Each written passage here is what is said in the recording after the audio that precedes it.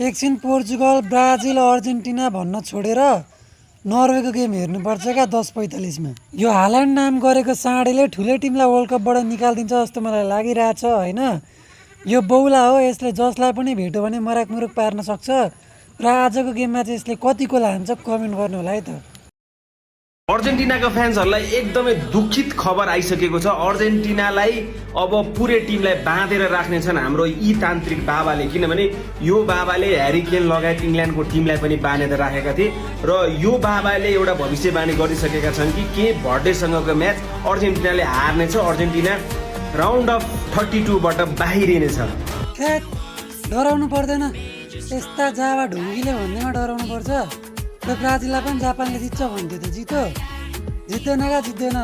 Cup Bhatele बरु अर्जेन्टिनालाई रौला होइन, गोल हाल्नु नदेला, तर जित्न चाहिँ जित्दैन। जित्ने अर्जेन्टिनाले हो, ढुक्क भएर बस्छ अर्जेन्टिना फ्यान्स।